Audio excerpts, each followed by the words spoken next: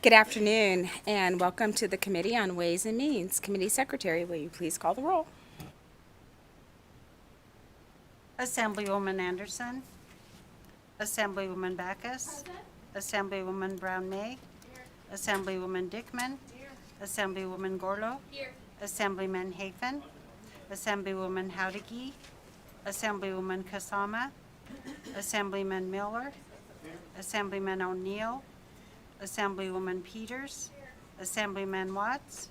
Assemblyman Yeager. Chairman Romarino.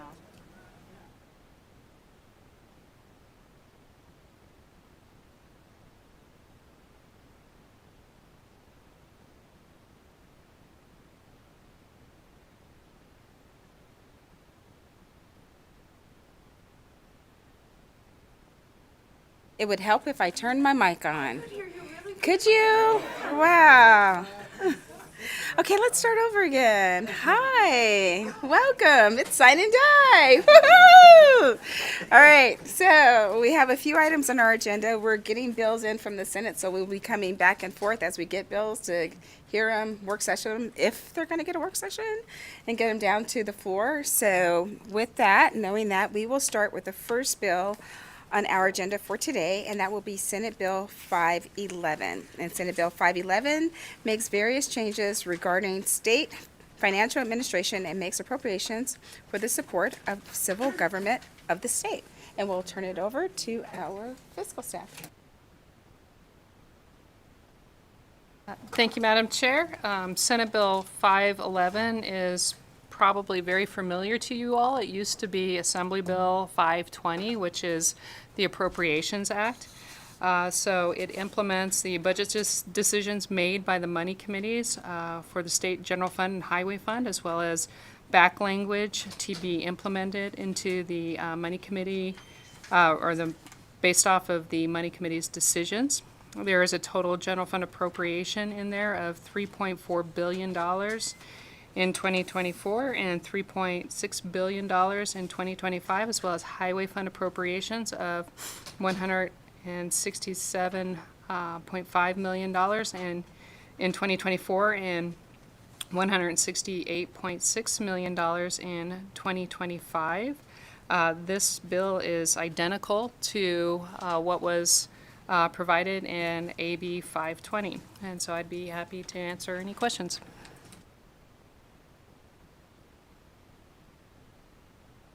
Members, do you have any questions on Senate Bill 511? Not seeing any. Then we will invite those that are in the room that would like to testify in support of Senate Bill 11 to the table. Not seeing anyone come to the table here in Carson City, and not seeing anyone in the room in Las Vegas. BPS, do we have anyone on the phone line that would like to testify in support of Senate Bill 511? Chair, the public line is open and working, but there are no callers at this time. Thank you so much. Then we will move to opposition. If there's anyone here in Carson City that would like to testify in opposition of Senate Bill 511, I invite you to the table. Not seeing any, and not seeing anyone in Las Vegas. BPS, do we have anyone on the phone lines at all that would like to testify in opposition or neutral on Senate Bill 511? Chair, there are no callers on the line.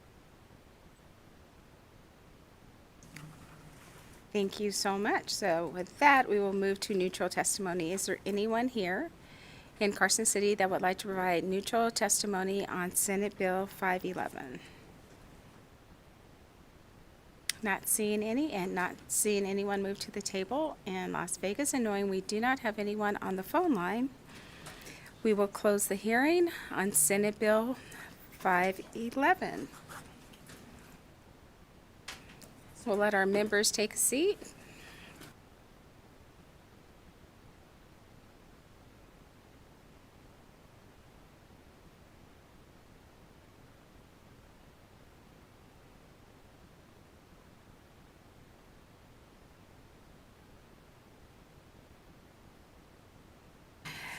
Members, There's no amendments to be made to Senate Bill 511.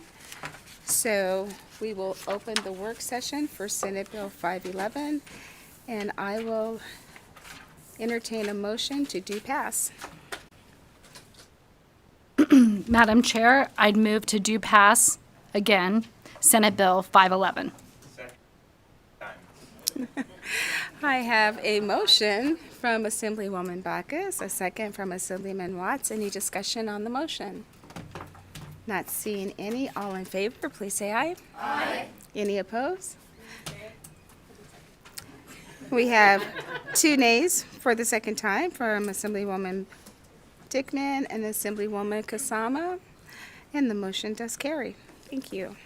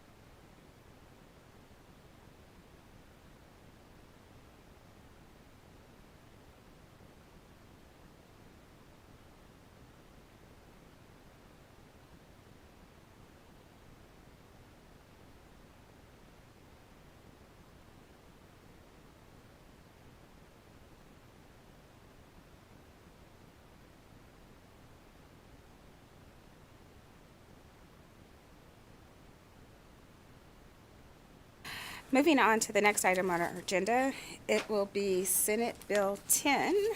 And Senate Bill 10 revises provisions related to the Nevada State Infrastructure Bank, and we will invite our treasurer to the table. Good afternoon.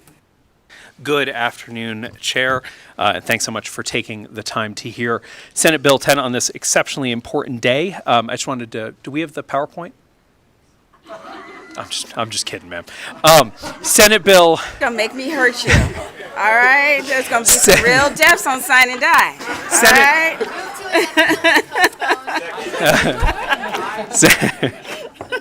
Okay, sorry about that. Hi, everybody. Treasurer Conine for the record.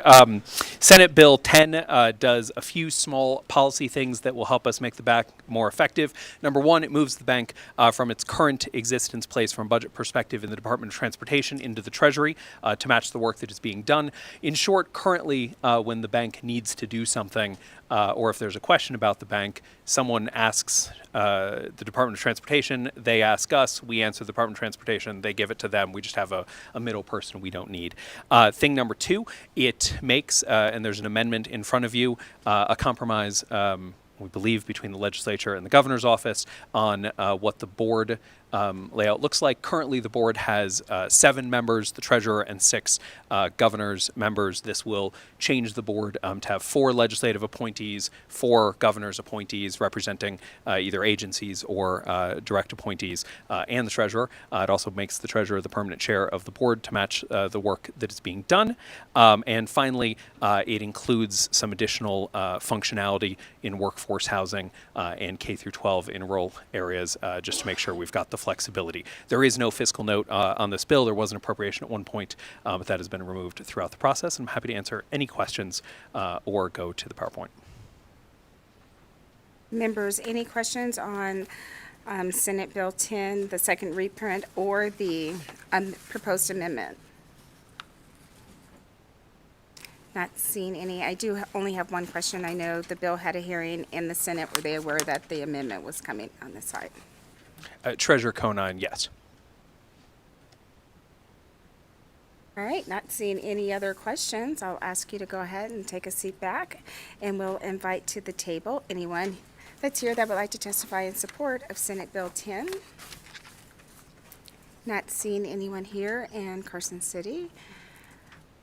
There's one person in Las Vegas, but he's not moving towards the table, so I assume he's not going to testify in support of Senate Bill 10. BPS, do we have anyone on the phone line that would like to provide testimony in support of Senate Bill 10?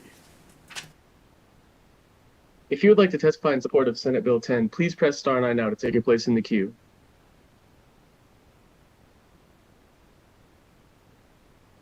Chair, there are no callers choosing to testify at this time. Thank you so much. Is there anyone here in Carson City that would like to provide testimony in opposition of Senate Bill 10? Not seeing any and not seeing anyone come to the table. In Las Vegas, BPS, do we have anyone on the phone line that would like to provide testimony in support or opposition of Senate Bill 10?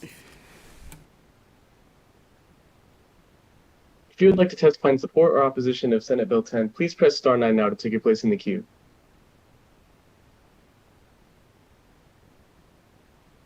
Chair, there are no callers choosing to testify at this time. Thank you so much. Is there anyone here in Carson City that would like to provide neutral testimony on Senate Bill 10? Not seeing any. We'll ask seeing that there's no closing comments. Members, we will close the hearing on Senate Bill 10, and we will open the work session for Senate Bill 10. And seeing the proposed amendment, I will accept a motion to amend and do pass. Madam Chair, I'd move to amend and do pass Senate Bill 10. I have a motion from Assemblywoman Backus, a second from Assemblyman Watts. Any discussion on the motion? Not seeing any. All in favor, please say aye. Aye. Any opposed? The motion carries unanimous of the members present. Thank you.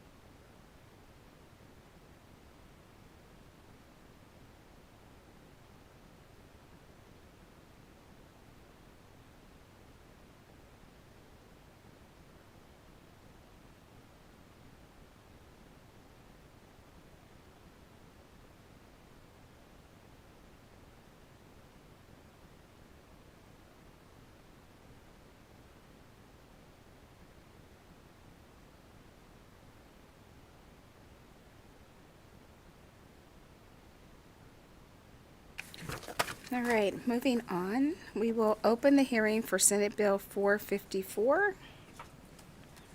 Senate Bill 454 makes appropriations to the Office of the Governor for the replacement of certain equipment and computer hardware and associated software and licenses to upgrade a computer operating system.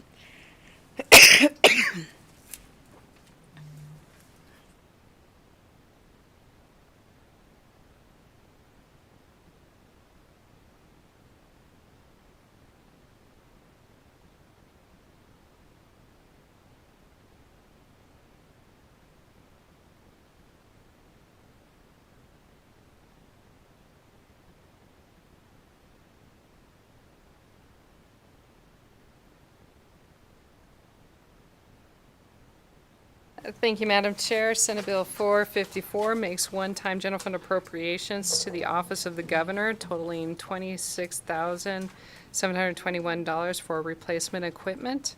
This is just basically a one-time appropriation. I'd be happy to try and answer any questions. Thank you.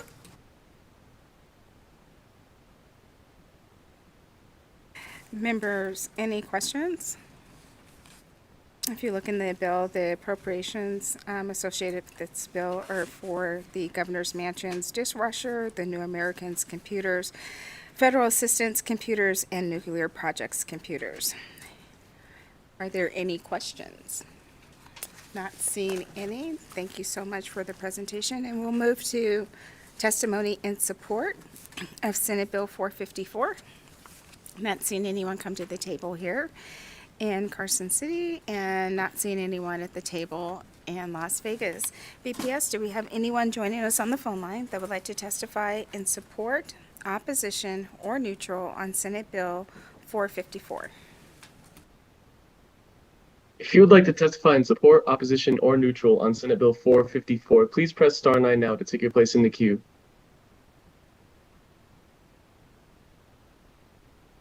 Chair, there are no callers choosing to testify at this time. Thank you so much. So coming back to Carson City, is there anyone here in Carson City that would like to provide testimony in opposition of Senate Bill 454? Not seeing any. And knowing we do not have anyone on the phone lines and not at the table in Las Vegas, then we will move to neutral position. If there's anyone here that would like to provide neutral testimony on Senate Bill 454, I invite you to the table. Not seeing any. And not having any closing comments, we will close the hearing for Senate Bill 454. And seeing that there's no amendments for this bill, we will open the work session, and I will entertain the motion to do pass. Madam Chair, I'd move to do pass Senate Bill 454.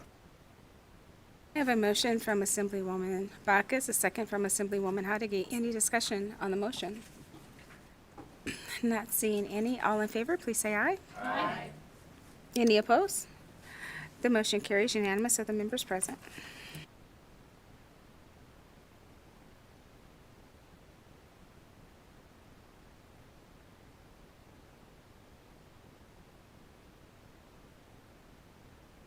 Moving on, we will open the hearing for Senate Bill 490. Senate Bill 490 makes appropriations to the Nevada Gaming Control Board relating to the information technology. Good afternoon.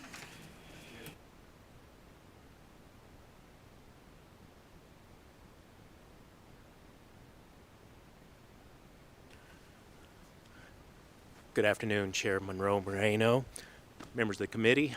I'm Kirk Hendrick, Chair of the Nevada Game Control Board for the record. To my right is Nathan Riggle, who's the Deputy Chief of the Board's Administrative Division. And in Las Vegas at the table is Mr. Jim Barbie, who's the Chief of the Board's Technology Division. I actually do have a PowerPoint, but I'm not going to go through it. I would not do that to you. It was submitted on Nellis, I believe, a few days ago, and we did briefly discuss this early on when we had the Joint Committee of Ways and Means and Senate Finance. And so with that, I would just tell you that this bill primarily is designed in two parts. The first part is for the board's Alpha Migration Project. The Alpha system was created back in the early 1980s and is way past its retirement and useful age. It has been an ongoing project to migrate that off onto a much more useful system under a better programming language. Over time, a lot of useful work has been done, but it is still far from being completed. So when we submitted our bill before I got to the board, it was told in our budget that we would only need $3.6 million in order to complete the project. That was in error, completely in error. So we went back to the outside vendor and we said, we represented to the Nevada Legislature that we would need $3.6 million in order to finally complete this project. How much would it really take to finish this in 2 years? And they came up with the number of $13.5 million. That doesn't mean that we absolutely have to have all of that money, but that's what they said it would take. Now, going back and doing some further scoping and research into that, obviously the easy question is, why on earth would we be that far behind? And that's simply the answer, is over time and over budgeting and going through the process, we're behind. That doesn't mean that anybody wasn't running the railroad station and running the engine. They were just running it very slow, way too slow for what this project should have been done at. So with that, the bill originally requested $13.5 million for the Alpha Migration Project, and then Section 2 was the request for approximately $1.7 million for necessary software and hardware that would have been done in any biennium.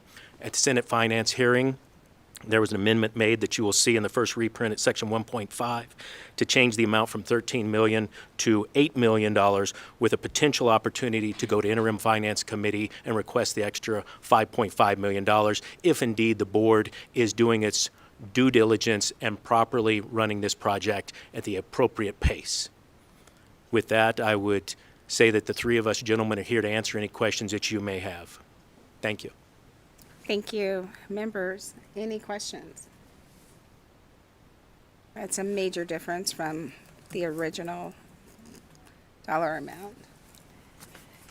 But unfortunately, that's where we're at. So, seeing no questions, I thank you so much for your testimony, and we will invite anyone to the table that would like to testify in support of Senate Bill 490. Not seeing anyone come to the table here in Carson City and not having anyone at the table in Las Vegas, BPS. Do we have anyone on our phone lines that would like to testify in support, opposition, or neutral on Senate Bill 490?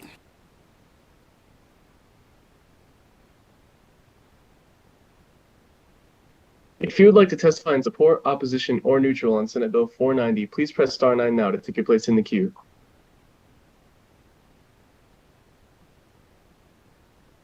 Chair, there are no callers choosing to testify at this time. Thank you so much. Coming back to Carson City, do we have anyone here that would like to testify in opposition of Senate Bill 490? Not seeing any, and knowing we do not have anyone on the phone lines or in Las Vegas, we will move to the neutral position. Is there anyone here in Carson City that would like to provide neutral testimony on Senate Bill 490? Not seeing any. We'll ask the presenters if you have any closing comments. All right. So with that, we will close the hearing on Senate Bill 490. And seeing that the bill was amended on the Senate side, we do not have to make any changes on this side. I'll open the work session on Senate Bill 490, and I'll entertain a motion to do pass. Madam Chair, I'd move to do pass Senate Bill 490.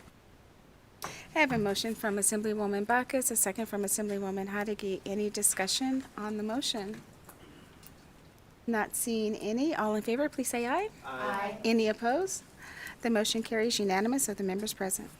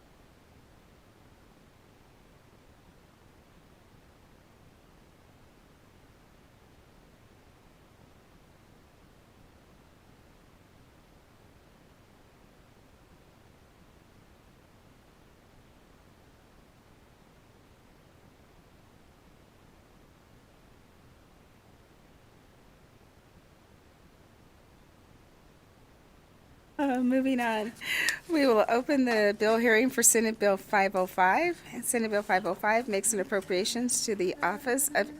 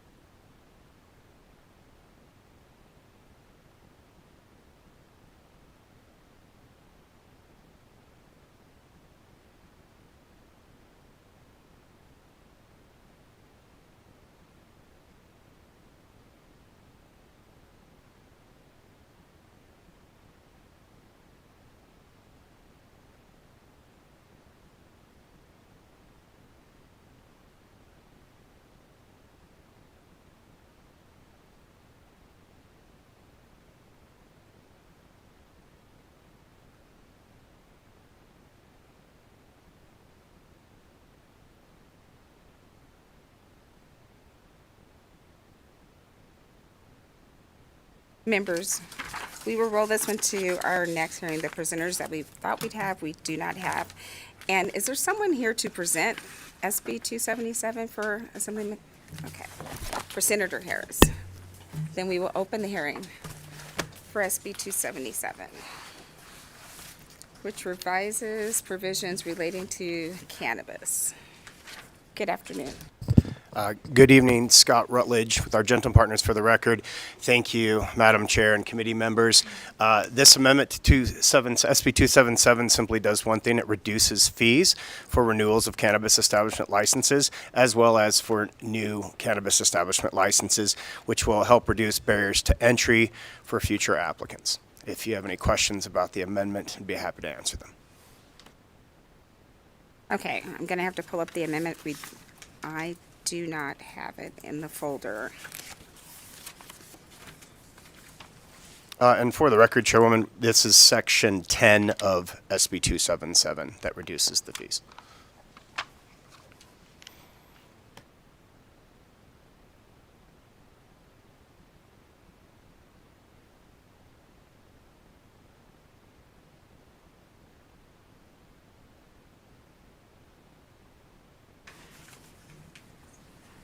Okay, so in the amendment, it appears that the fee was 50,000. It's going down to 20,000. And then everything else underneath it also is being decreased. The fees for the others are being decreased. How's that going to impact the state education fund? Yes, Madam Chair. Scott Rutledge for the record. These are not general fund dollars. These go directly to the CCB, so they would not have an impact on the education fund. The reduction in the fees was basically when the purpose of Section 3 of the bill was to eliminate dual licensure and to go to a single license type. We were trying to initially capture both the value of the two license types, but spread it out amongst all license types. And so we ended up with an unintentional fee increase on some of the cannabis establishment licenses that were adult use only. And so in discussions, we came up with this recommendation. Okay, so originally the fee was 20,000, and then for the bill, it went up to 50,000. And then all the other fees were either removed, correct? But now it's gone back down to 20,000. Are we getting those other fees back? Because there is an impact on our state education fund. It goes into that fund and then it rolls over. Scott Rutledge for the record.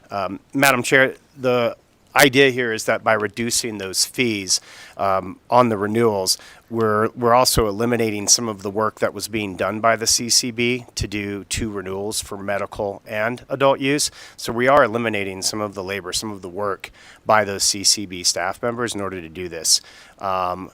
Another aspect of this, another way of thinking about it is if we look at a number of the pieces of legislation that have eliminated some of the red tape and regulations and made it easier for these businesses to produce more revenue. We actually anticipate that going forward that this industry will be able to grow the pie and create more revenue for the education fund in the future.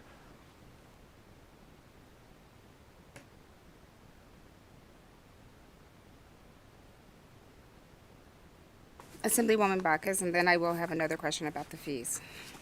Thank you so much, Madam Chair. I did want to follow up because you were talking about that there's going to be like a singular type licensing.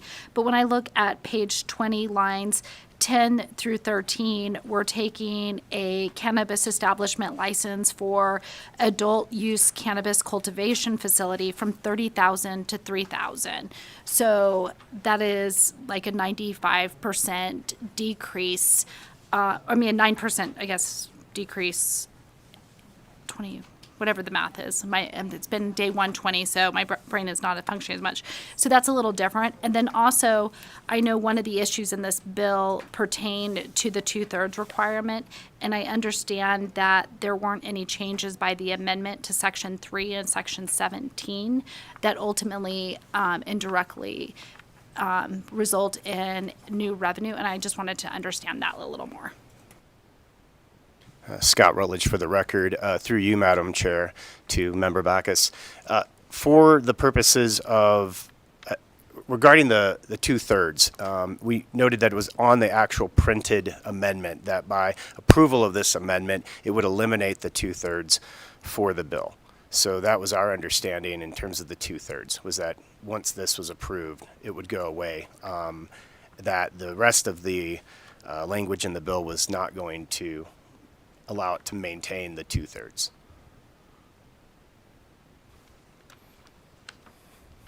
And then just, yeah, I guess the amendment only fixed section 10 and not the other sections that were applicable to it. So that's what I'm thinking, why it's stuck on there.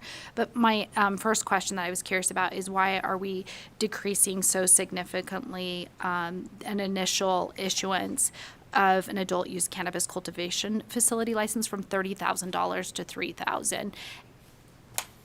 Again, Scott Rutledge for the record, through the chair to Member Backus.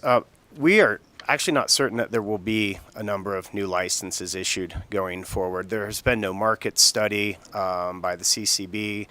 There's been no evidence that points to a creating of new licensures that exist today. So cultivation, production, retail stores, labs, and this would just affect those in terms of the new issuance.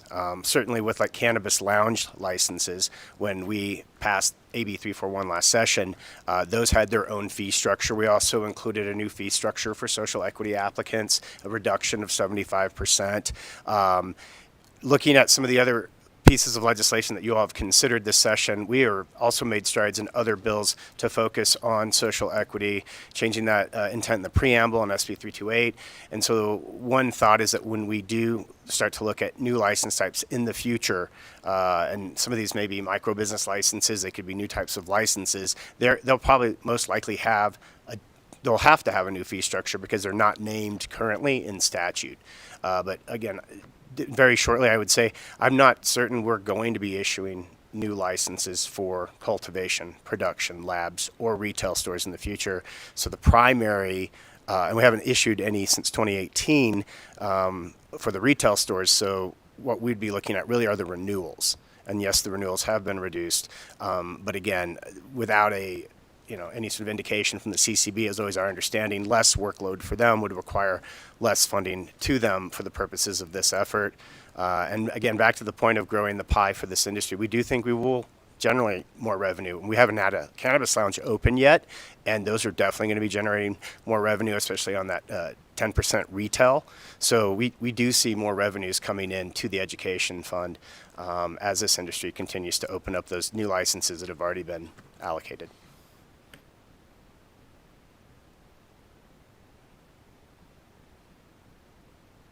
And I guess what we were clarifying, you got us back to the education fund, because obviously the monies that are generated from cannabis sales, whether it's wholesale or retail, doesn't go into our general fund anymore, and it goes to the the pupil-centered funding formula, essentially, is the part of the revenue stream. And I guess, and I'll echo, because we're looking at a lot of bills and floating out there that may decrease that revenue. And with the fees, even though the CCB is actually paid through the wholesale revenue, that it also is what pays for that as well includes fees for new licenses. And so with that cumulative effect, there could be a need for more money out of the fee revenue that comes in from the wholesale tax. And that's what I think. I'll just echo my colleagues' comments. I think that's where we're all getting at. Thank you so much, though. Thank you. Assemblywoman Anderson. Thank you, Chair, and thank you for bringing forward the language and presenting this in place of our colleague. My question actually has to do with Section 13, which is on page 26. It appears that this new language would allow for a dual license.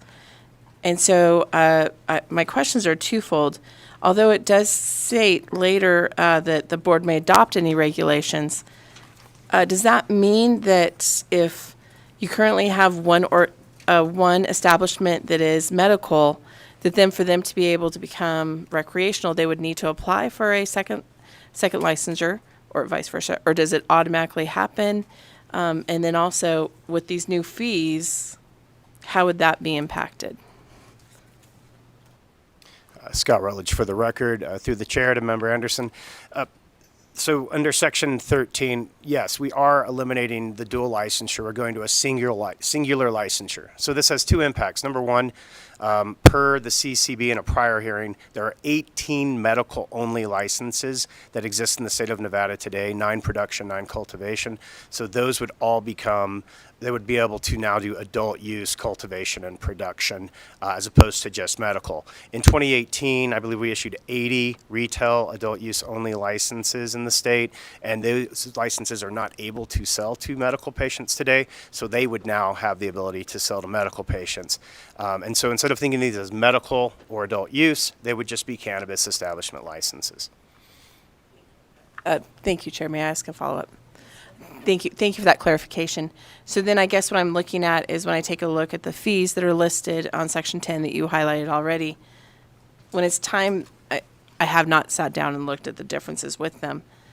Is there a difference in that fee than for the renewal of their business license? Again, Scott Rutledge for the record, to the chair, to Member Anderson.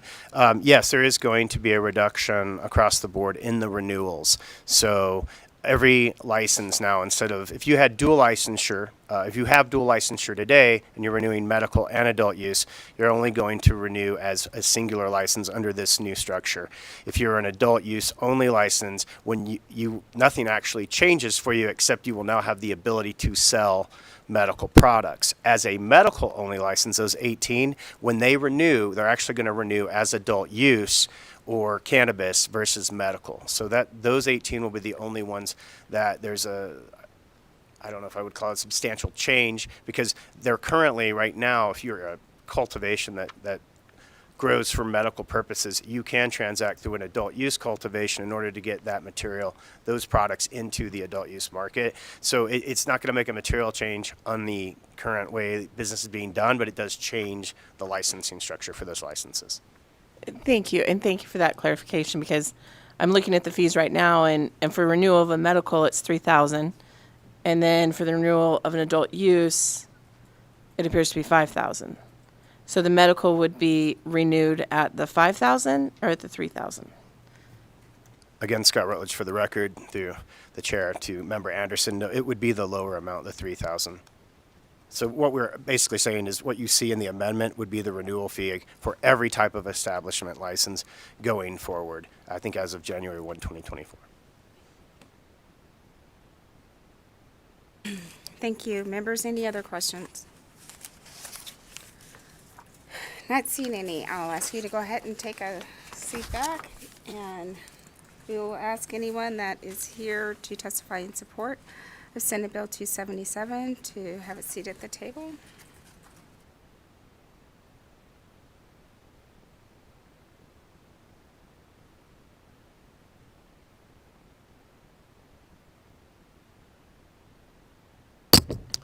Will Adler for the record, representing the Sierra Cannabis Coalition. Sierra Cannabis Coalition is in full support of Senate Bill 277. To put a little context on some of the fee questions I did here, the origination of the cannabis industry was under a non-revenue generating system. It was under the medical marijuana program. We had to sort of set up that whole program under the initiation fees that were generated by these very high introductory fees under medical marijuana. Those fees actually generate enough revenue to fund the whole of the DPS program for 2 whole years as it stood up. We now have fees that are sort of secondary to the tax revenue we do generate. And the tax revenue is something like 3,000% of what is generated under the medical marijuana program. So the fees are important, yes, but they're more important to get the program up and going. This reduction of fees does sort of look like a good standardizing of renewal fees, or if somebody new is getting into the market, we don't necessarily need that new fee income to get them there. We have a program to support them. So thank you for that, and please support Senate Bill 277. Thank you. Thank you, Chair. Members, Brett Scolari, Strategies 360 here on behalf of Cura Cannabis Solutions, CPCM Holdings, Green Mart of Nevada, and Clark Natural Medicinal Solutions.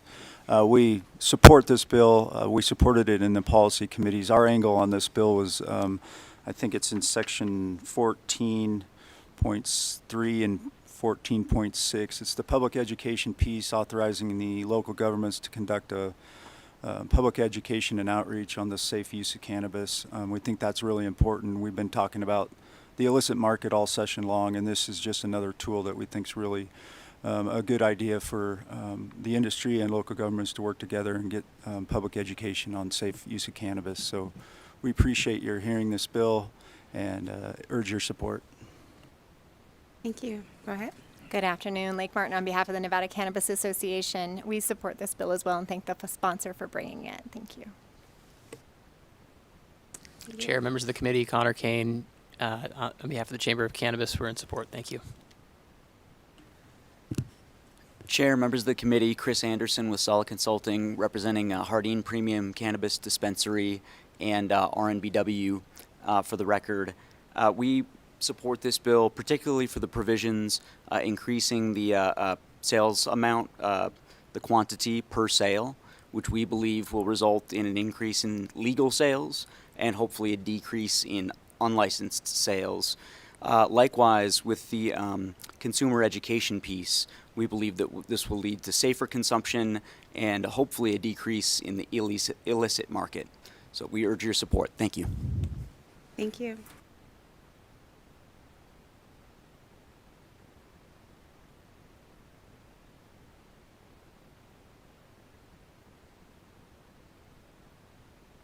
Thank you. Not seeing anyone else here in Carson City to testify in support of Senate Bill 277. Not seeing anyone at the table in Las Vegas. BPS, do we have anyone on the phone line that would like to provide testimony in support of Senate Bill 277? If you would like to testify in support of Senate Bill 277, please press star 9 now to take your place in the queue.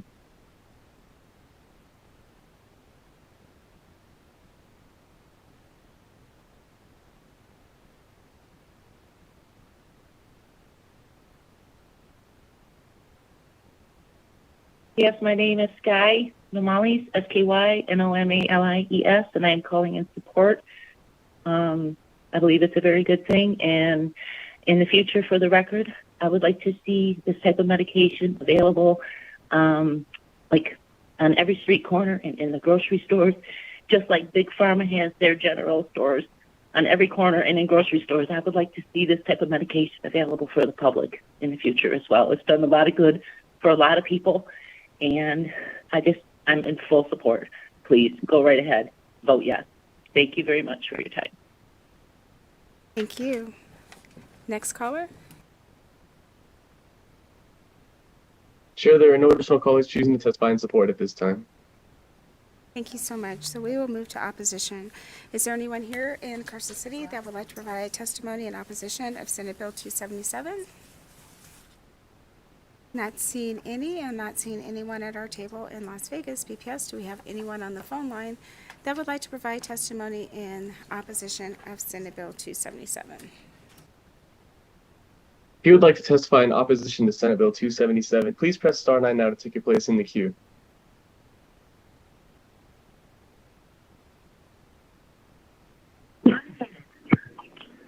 Greetings, Chairwoman, Vice Chair, and esteemed committee members. My name is James Creel, JamesCreel,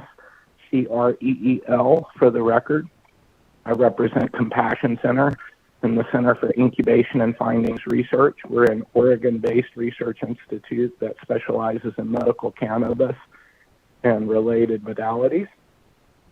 We oppose SB 277 because it does not go far enough for patients. The bill sponsors have repeatedly recited Oregon as an example. However, in Oregon, patients can get 8 ounces directly from a dispensary, and it has not stimulated the black market. In fact, we're still having a decline in the retail market where an ounce is now available for $17 out the door. So Compassion Center and the Center for Incubation and Findings Research would like to oppose SB 277, and we appreciate your time. Thank you so much. Next caller.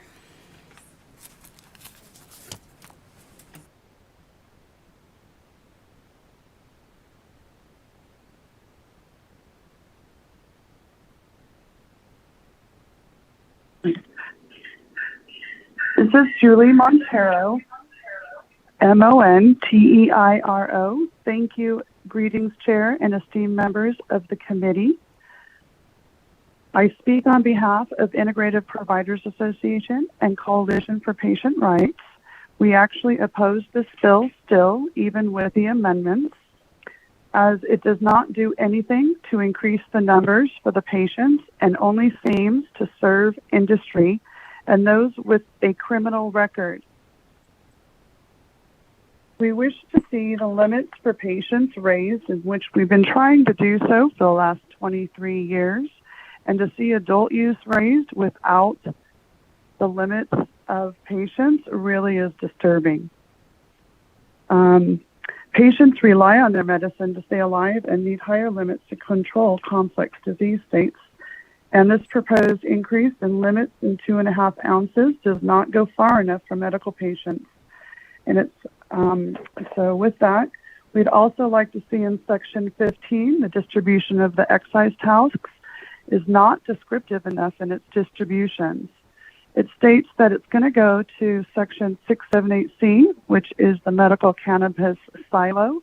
However, patients haven't seen any movement, any assistance, or anything assisting the patients, only industry and adult use.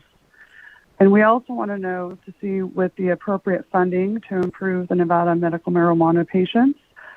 And we were trying to figure out where the excise of the $5 million above collected in taxes goes, as it's not designated in the bill. And in another question, why are the medical cannabis patients still not exempt in full? We appreciate the 10%, but it doesn't give the whole exclusion. We're also concerned about the 18 only medical cannabis dispensaries all going to adult use too in the renewals. And there's going to be no more dual licensing. So how are patients going to be represented? We still have difficulties getting our COAs, the certificate of analysis, and we need to make sure that the meds are not tainted, and this bill doesn't support that. So we thank you very much for making the amendments and for industry trying so hard to work with the patients that they did not do. And we ask in the future that you work with the patients of Coalition for Patient Rights. We thank you and extol our excitement for you making these changes or deleting this bill altogether. Thank you very much and have a beautiful day. Thank you. BPS, do we have any other callers? Yes, Chair.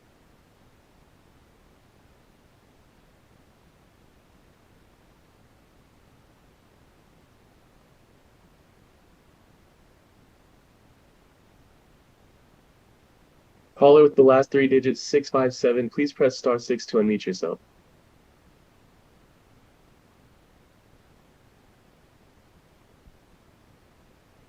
Hi, my name is Abad Fiza. I am opposed to this bill because as a cannabis patient, I feel that we have all been ignored. We were supposed to be grandfathered in to the law, and it seems like every law that's been put in place has been put in place to harm us or to restrict us even further.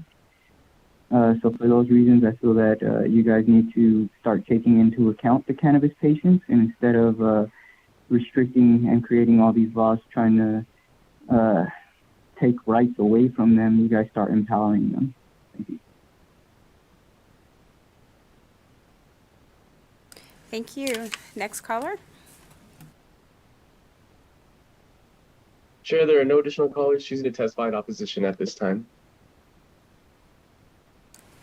Thank you. So coming back to Las Vegas, to Carson City, for testimony in the neutral position, is there anyone here in Carson City that would like to provide neutral testimony on Senate Bill 277?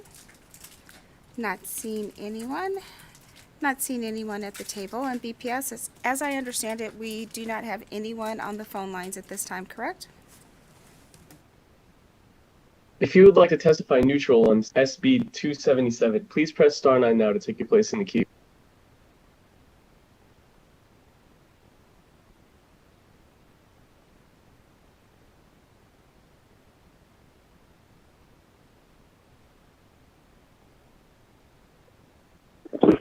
Hi, thank you.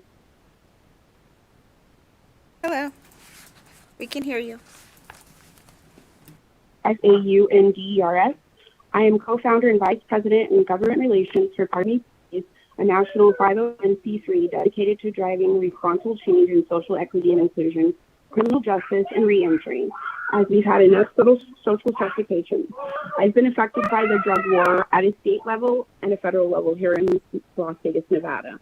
This bill does not include real justice for people who have been affected like me by the war on drugs. There still is high barriers to entry for fees. This doesn't address lots of things.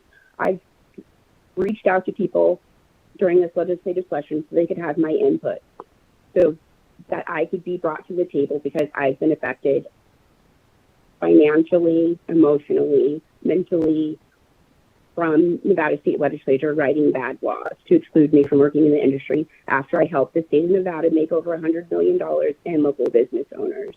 This bill doesn't do enough justice for me and my friends and family who are affected by the war on drugs.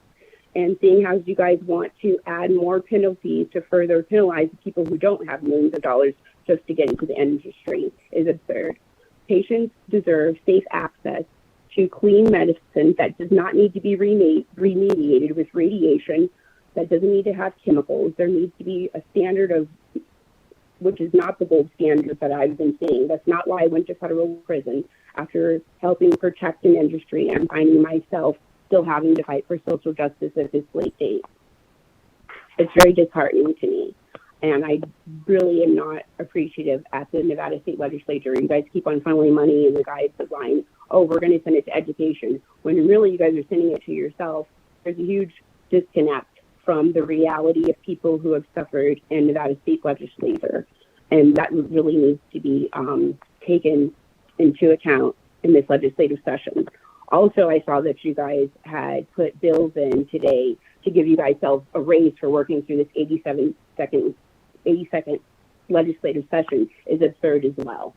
My name is Patrice Saunders, for the record, and I am not for this bill at all.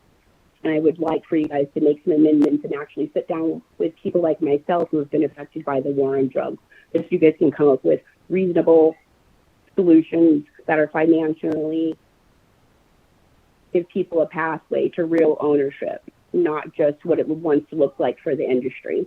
Thank you for your time today. Pardon me, please. Thank you so much. Next caller. Chair, there are no additional callers choosing to testify at this time. Thank you so much. Members, that was our last caller. And with that, we'll ask the presenter, do you have any closing remarks? Go ahead.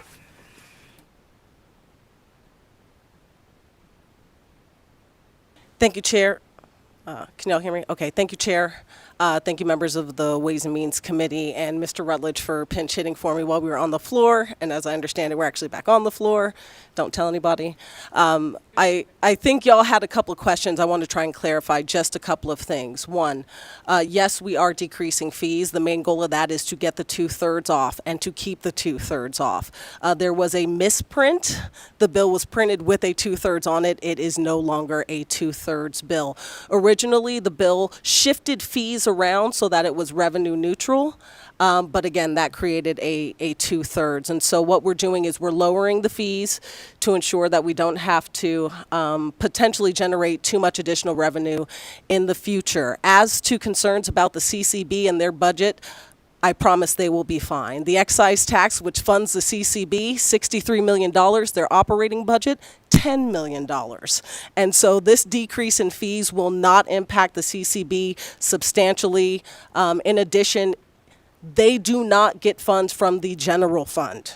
So this will not impact our general fund balance at all. I know y'all may have had some questions about going from 2 licenses to 1. I'm also happy to address those if there's anything I can clear up, but I just wanted to get some of those things on the record for the committee so that they had all of the additional information. I would not have taken the risk of pulling a bill in 2 A's on sine die after it had already been through the policy committee on both sides, and now the money committee on both sides, if I did not feel that this bill was worth it in order to get through. Members, any questions? Okay, Assemblyman Hafen. Thank you, Madam Chair. And thank you, Senator Harris. There are parts that I like, but then there are some parts that on day 120 I'm looking at questioning.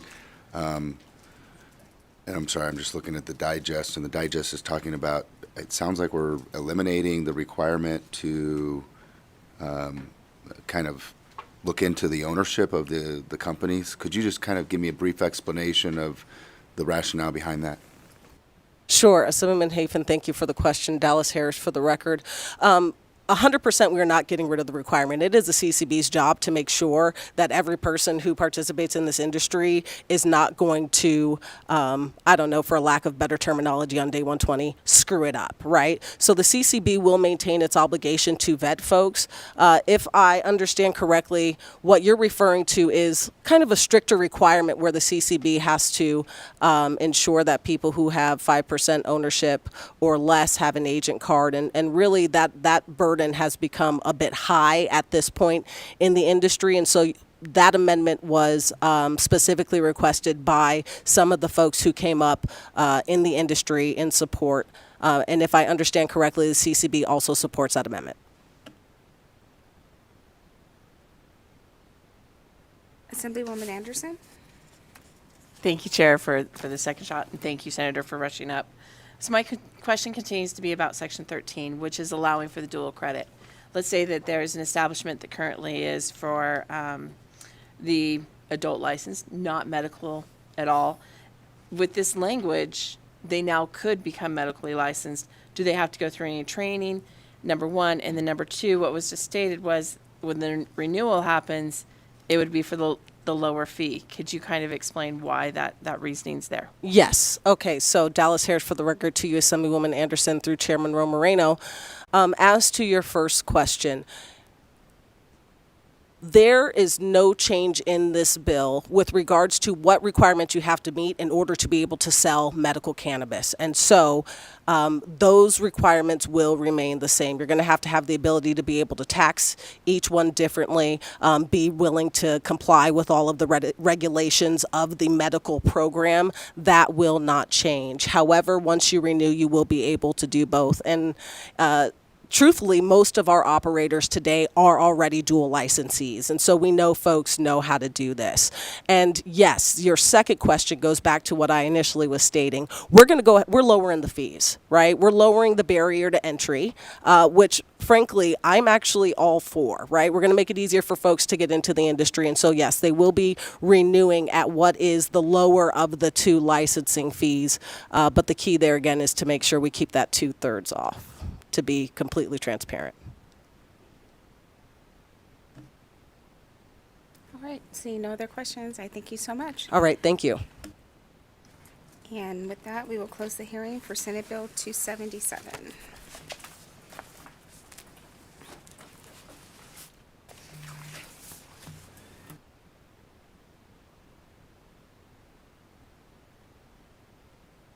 Moving on to the next item on our agenda, we'll open the hearing for Senate Bill 506.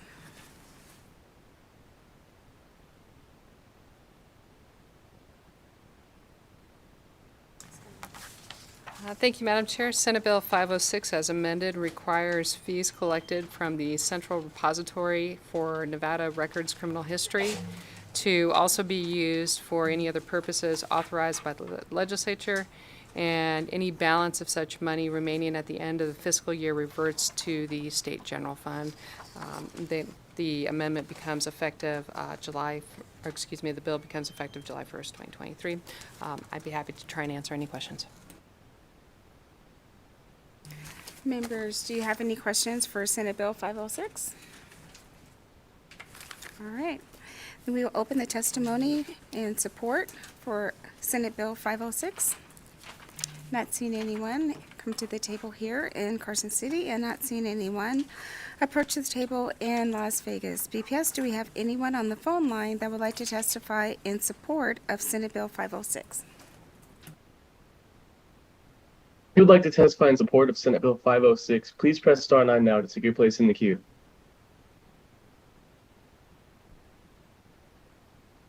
Chair, there are no callers choosing to testify at this time. Thank you so much. Then we will move to opposition. Is there anyone here in Carson City that would like to provide testimony in opposition of Senate Bill 506?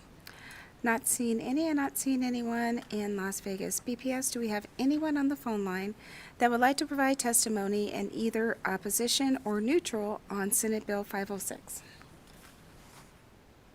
If you would like to testify in opposition or neutral on Senate Bill 506, please press star 9 now to take your place in the queue.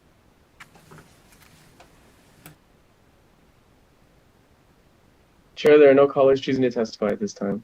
Thank you so much. So coming back to Carson City, is there anyone that would like to provide neutral testimony on Senate Bill 506? Not seeing any and not seeing anyone at the table in Las Vegas. We will close the hearing on Senate Bill 506, and seeing that there's no amendments or appropriations to be added to this bill, we'll open the work session and I'll accept a motion to do pass. Madam Chair, I'd move to do pass Senate Bill 506. I have a motion from Assemblywoman Backus, a second from Assemblyman Watts. Any discussion on the motion?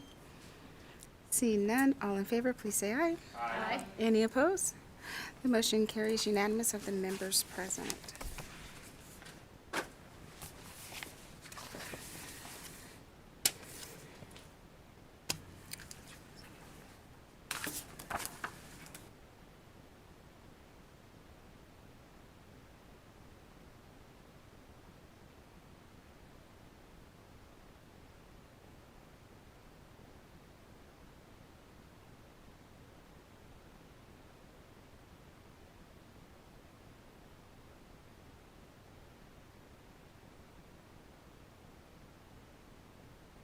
All right, moving on, members, a few days ago, I think it was a few days ago, it could have been yesterday at this point, we heard Senate Bill 11, which requires the Department of Public Safety to adopt certain regulations relating to unmanned aerial vehicles. We will open the work session on that. I'll turn it over to our fiscal staff. Thank you, Madam Chair. Senate Bill 11, as amended, requires the Department of Public Safety to adopt certain regulations relating to the operation of unmanned aerial vehicles by a public agency, including authorizing a public agency to operate such vehicles to conduct scheduled inspections to ensure compliance with buildings for fire code. This bill was heard by the committee on June 2nd, and I would be happy to try and answer any questions. Members, any questions? I know that during the hearing there was a lot of conversation about the appropriation that was would be needed or requested in the legislation, and the members were concerned about that appropriation and did not want to add that appropriation to the bill. I talked with the sponsors and they are okay with moving the bill without that additional funding. So with that, I will accept a motion to amend and do pass. Do pass. Madam Chair, I would move to amend and do pass. Madam Chair, I'd move to do pass as amended Senate Bill 11. I have a motion from Assemblywoman Backus, a second from Assemblyman Watts. Any discussion on the motion? Not seen. All in favor, please say aye. Aye. Any opposed? We have one nay from Assemblywoman Peters. The motion does carry. Thank you, members. And a few of you are being called to a conference committee, so we will stand in recess and come back and get some work done. we're good. We will stand in recess and we will come back. Okay. Thank you.